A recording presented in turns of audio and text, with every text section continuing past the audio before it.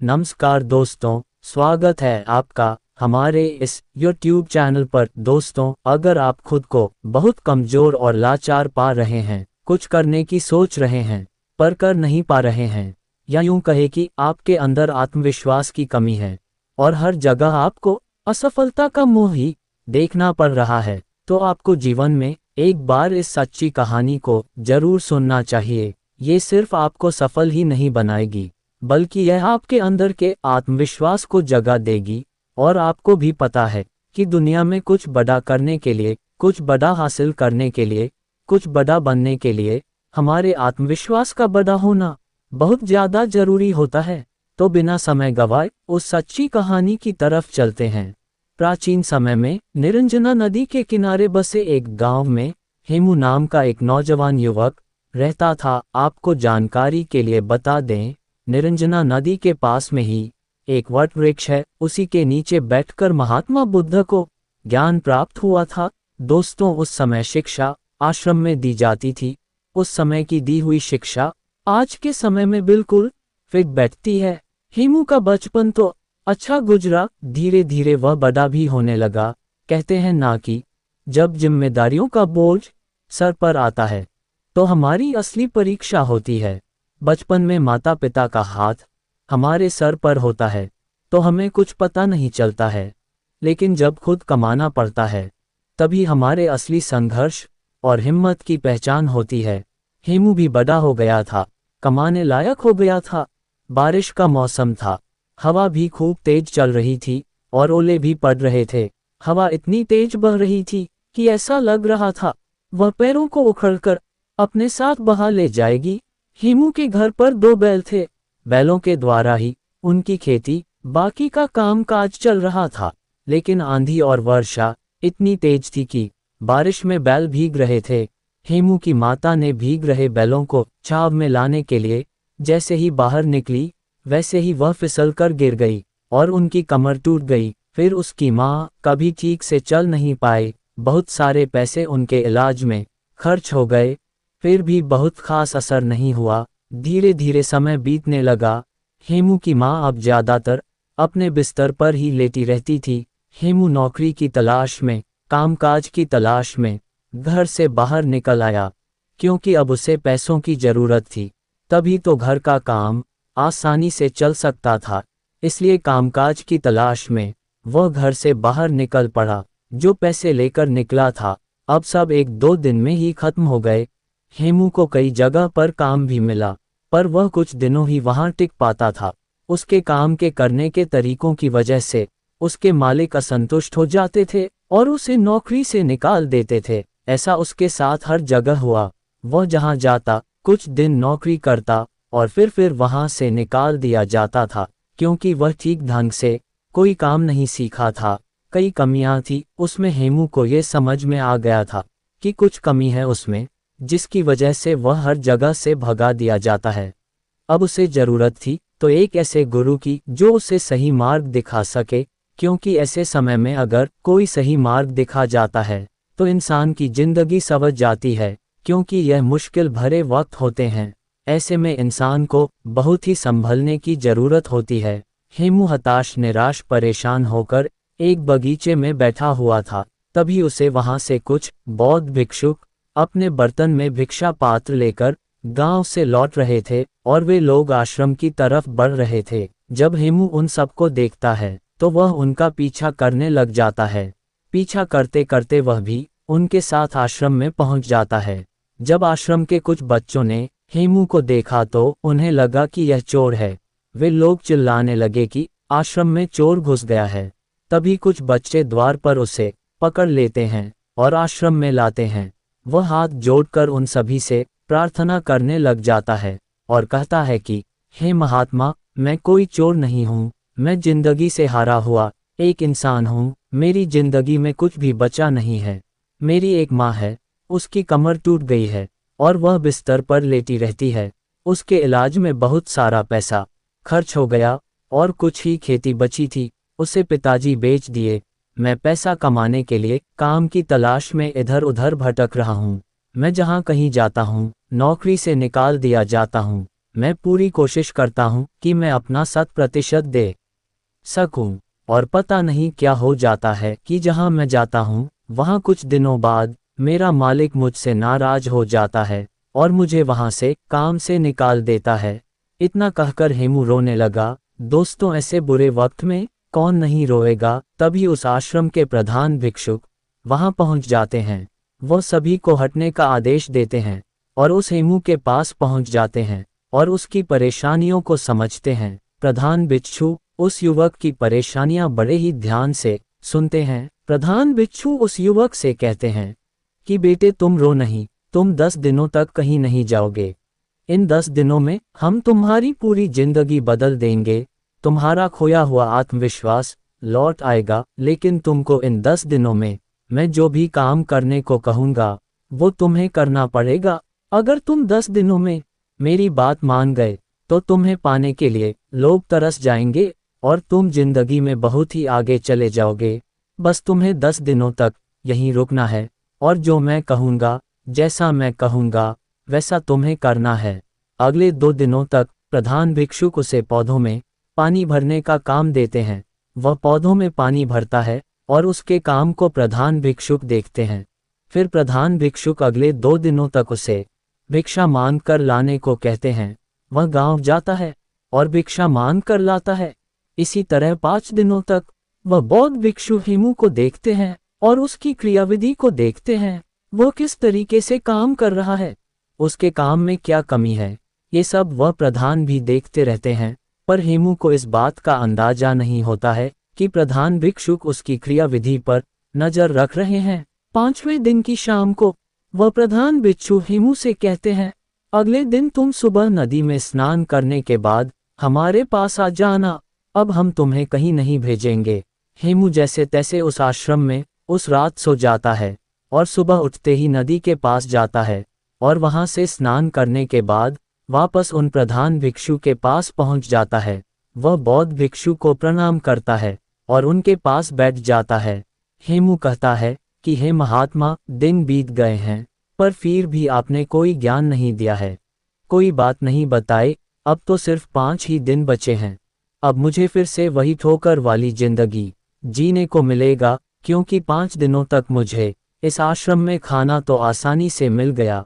आश्रम के खाने को खाकर वह अपना पेट आसानी से भर लेता था, पर 5 दिनों बाद उसकी चिंता फिर से बढ़ने लगी। गुरु उसके चेहरे पर जो चिंता का भाव था उसको आसानी से पढ़ लेते हैं और कहते हैं कि हेमू, हमने इन 5 दिनों में तुम्हारी गलतियों को देखा है। क्यों लोग तुम्हें भगा दे रहे हैं, क्यों कोई तुम्हें नौकरी पर नहीं रख रहा है और तुम क्यों हर जगह असफल होते जा रहे हो, ये सब मुझे अब पता चल गया है।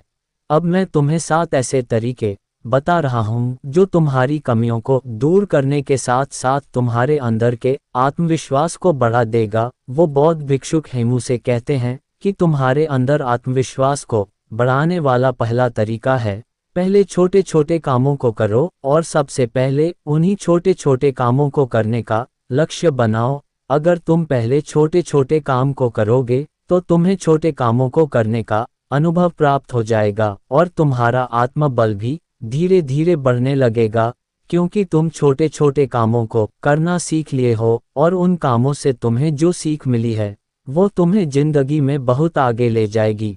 अगर तुम्हें बड़ा काम करना है तो पहले छोटे छोटे कामों को करना सीखो, या ये भी कह सकते हैं कि बड़ा लक्ष्य हासिल करने के लिए हमें छोटी छोटी चीज़ों पर ध्यान देना बहुत ज़्यादा ज़रूरी होता है। अगर तुम शुरू में ही बड़े काम करने लगोगे तो तुम्हारे पास कोई अनुभव नहीं रहेगा, और जब तुम्हारे पास कोई अनुभव नहीं रहेगा तो तुम उस काम को बहुत ही अच्छे तरीके से नहीं कर पाओगे और तुम्हें उस कार्य में सफलता जरूर मिलेगी। यही वजह रही कि तुम जहां भी जा रहे थे तुम बड़े काम की तलाश कर रहे थे, जबकि तुम्हें छोटे काम करने आता नहीं है। और जब तुम्हें छोटे काम करना नहीं आता तो तुम बड़े कामों को कैसे कर पाओगे। यही वजह रही कि लोग तुम्हें अपने घर से निकाल देते थे, लोग तुम्हें काम से निकाल देते थे। इसलिए जिंदगी में जब तुम हर छोटे छोटे कामों पर ध्यान दोगे, हर छोटी छोटी बातों पर ध्यान दोगे, अपनी छोटी छोटी गलतियों को पहचान लोगे, तो तुम्हारे अंदर का आत्मविश्वास बढ़ने लगेगा और फिर जाकर तभी तुम अपने लक्ष्य को पूरा कर पाओगे।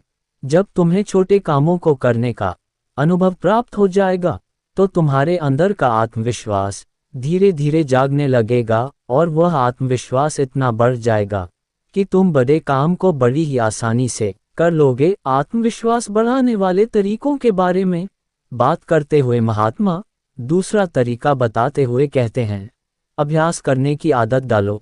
जब तुम कोई काम करना चाह रहे हो, चाहे वह कोई भी काम हो, तो पहले उसके बारे में अच्छी जानकारी लो और जब तुम्हें उस काम के बारे में पर्याप्त जानकारी मिल जाए तो तुम उस काम को करना शुरू करो। बिना जानकारी लिए अगर तुम उस काम को करोगे तो तुम्हारा समय भी नष्ट होगा और तुम उस कार्य को पूरा भी नहीं कर पाओगे। इसलिए जब तुम कोई काम करने जा रहे हो तो पहले उसके बारे में जानकारी लो। जब तुम्हें उसके बारे में जानकारी मिल जाए तब तुम उस काम को करना शुरू करो। 1 दिन करोगे, 2 दिन करोगे तो तुमसे वह काम उतना अच्छा नहीं होगा, लेकिन अगर दिन प्रतिदिन तुम उसका अभ्यास करते हो तो एक दिन तुम उस काम को बहुत ही अच्छे तरीके से कर पाओगे और अच्छे तरीके से सीख भी लोगे। इसीलिए जीवन में आत्मविश्वास बढ़ाने के लिए अभ्यास करना बहुत ज़्यादा जरूरी होता है। मान लो कि तुम्हें तलवारबाजी सीखना है तो पहले तुम तलवारबाजी के बारे में अच्छी जानकारी लो और जब तुम्हें तलवारबाजी और तलवार के बारे में अच्छी जानकारी मिल जाएगी तो फिर तुम उसके बाद अभ्यास करो और जब तुम उस पर खूब अभ्यास करोगे तो तुम उस काम में निपुण हो जाओगे और फिर तुम्हारे अंदर का आत्मविश्वास धीरे धीरे बढ़ने लगेगा। वह तुम्हें बताने लगेगा कि तुम ये काम कर सकते हो। इसीलिए अगर अपने जीवन में आत्मविश्वास को बढ़ाना है, सफलता पानी है, तो अभ्यास करना बहुत ज़्यादा जरूरी होता है।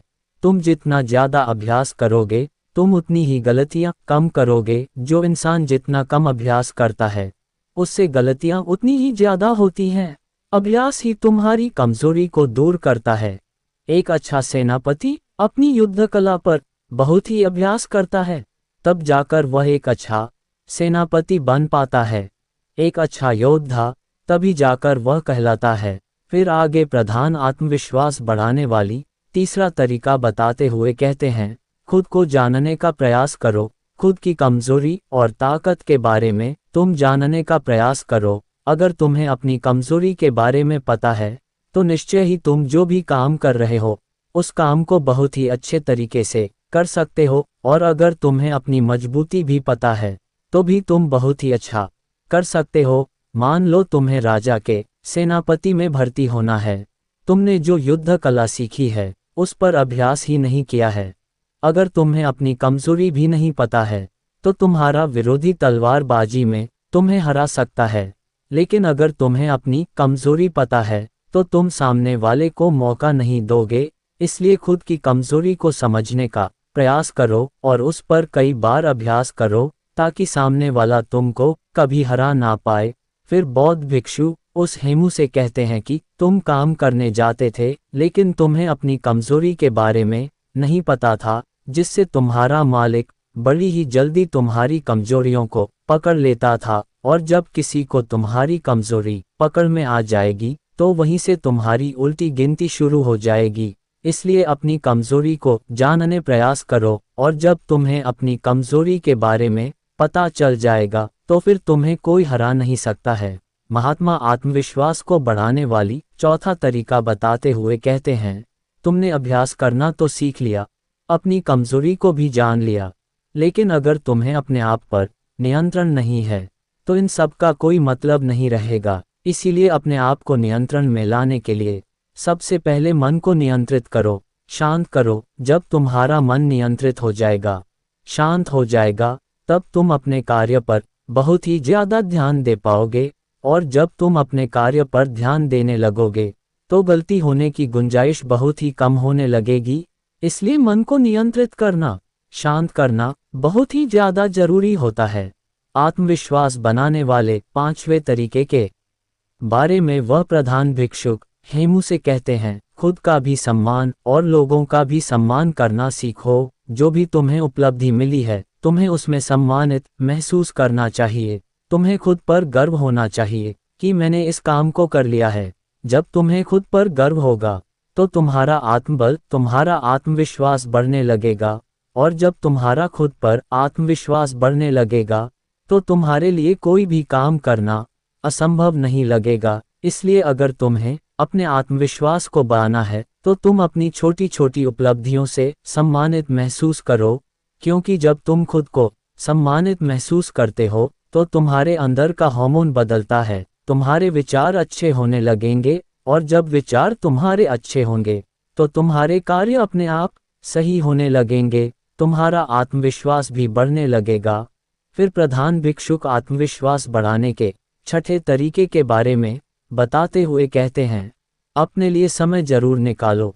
जिंदगी में तुम कितना भी व्यस्त क्यों ना हो, लेकिन अगर तुम अपने लिए समय निकाल नहीं रहे हो तो तुम्हारा सब कुछ किया हुआ व्यर्थ है, क्योंकि जब तुम खुद के साथ अकेले में समय बिताओगे तो तुम खुद को जानने का प्रयास करोगे। तुम दिन भर की गलतियों के बारे में अकेले में सोचोगे कि आज हमारे साथ क्या अच्छा हुआ है और क्या बुरा हुआ है, क्या चीज़ में और अच्छा कर सकता था जो मुझसे नहीं हुआ। जब तुम खुद में खुद के साथ अकेले में समय बिताओगे तो तुम्हें यह सब बातें अपने आप पता चल जाएंगे। इसीलिए दिन में एक बार अपने लिए समय जरूर निकालें, अपने शरीर के बारे में सोचें, अपने बारे में अच्छे विचार लाए, और जब तुम्हारे विचार अच्छे होंगे, अपने बारे में तुम अच्छा सोचोगे, तो तुम्हारा आत्मविश्वास अपने आप बढ़ने लगेगा। प्रधान भिक्षुक आगे कहते हैं कि समय को बर्बाद ना होने दो, तुम्हारा समय बहुत ही कीमती है। प्रधान भिक्षुक आगे कहते हैं कि समय को कभी भी मत बर्बाद होने देना, क्योंकि तुम्हारा समय बहुत ही कीमती है। ऐसे ही तुम अपने समय को बर्बाद ना करना, फालतू लोगों के साथ अपने समय को बर्बाद मत करो, क्योंकि वह समय दोबारा लौटकर कभी नहीं आता है। जो लोग समय को बर्बाद करते हैं उन्हें बाद में बहुत ही पछतावा देखने को मिलता है, क्योंकि अगर तुम हर कार्य को सही समय पर करते हो तो तुम्हें किसी भी चीज़ का भय नहीं रहेगा, तुम्हें किसी बात की चिंता भी नहीं सताएगी कि मैं ये कभी नहीं कर पाऊंगा।